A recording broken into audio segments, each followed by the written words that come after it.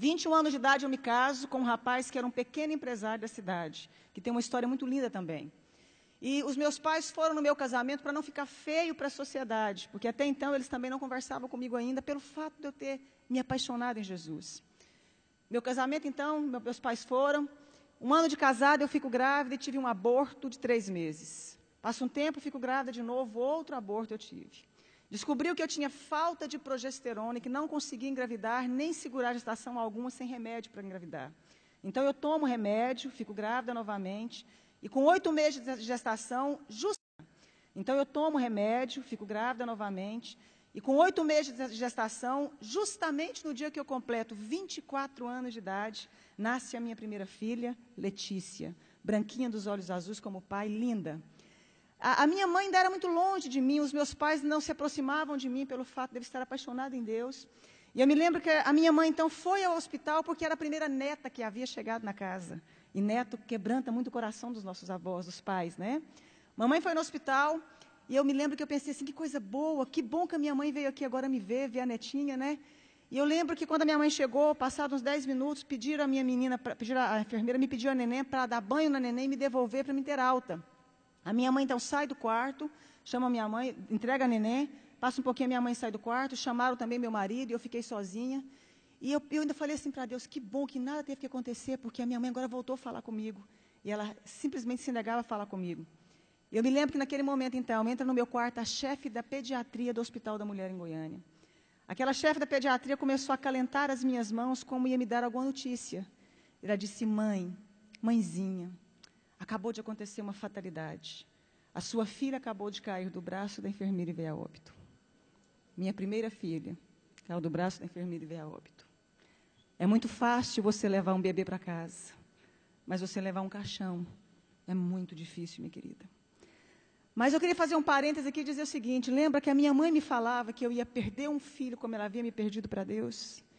E eu fazia uma oração que Deus fizesse o que fosse preciso para encontrar o coração da minha família e se revelar a eles. A minha mãe não falava comigo, isso me doía muito. Quando então eu recebo a notícia, minha mãe já havia recebido a notícia na porta do hospital. A minha mãe sobe as escadarias do hospital, entra no quarto e começa a gritar, filha, me perdoa. Filha, eu queria que você tivesse perdido um filho para as drogas, para o mundo lá fora, mas não nessa fatalidade.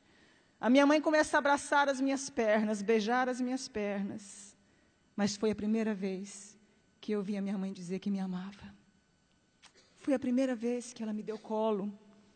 Foi a primeira vez que a minha mãe teve tempo de dizer que eu era especial e importante para ela.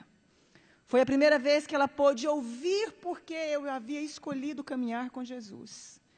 E houve então ali um momento de restauração, de perdão entre eu e minha mãe. Os meus pais voltaram a falar comigo. Eu mandei fazer um exame do corpo da minha filha porque eu já tinha tido alguns abortos. 30 dias depois chegou o laudo do exame. Eu descobri que a minha filha havia nascido sem cálcio e sem glicose. A Letícia jamais iria andar e teria convulsões simultâneas. E a minha médica fala para mim, adota um filho porque você não pode mais ser mãe. Mesmo com os remédios, sua filha veio com problema. E eu disse que eu acreditava num Deus capaz de mudar a nossa vida, a nossa história, a nossa sorte. 1 ano depois eu dei à luz a uma criança linda, perfeita e sadia chamada Angélica.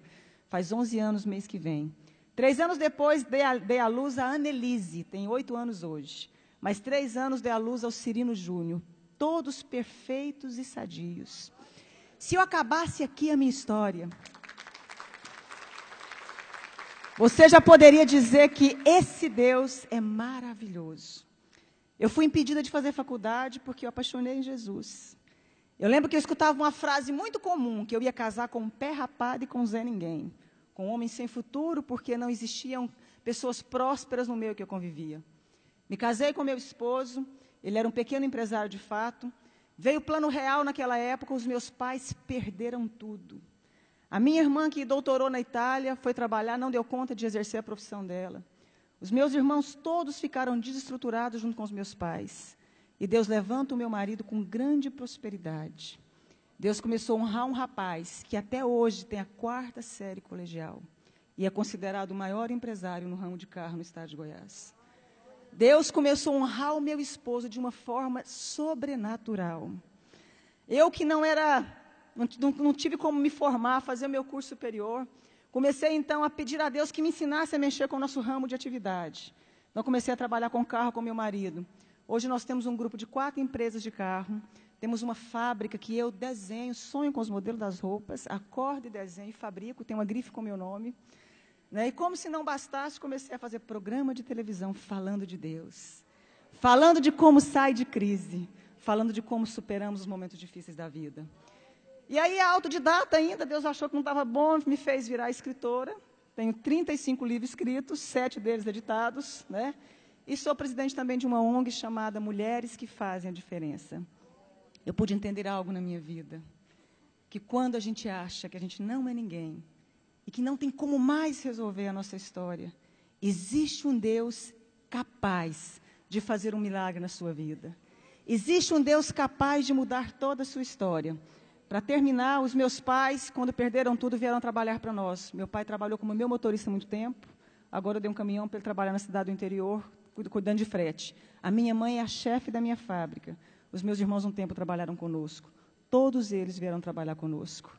Deus, meu pai um dia chorando me disse, um dia eu te disse que Deus mudasse a sua história, mas eu não imaginava que eu fazia parte dela. E eu quero dizer uma frase para você, dentro do nosso tema. A pessoa que é covarde, ela não tenta fazer nada na vida. O fracassado, ele não termina, e o vencedor não desiste. Você nasceu para vencer.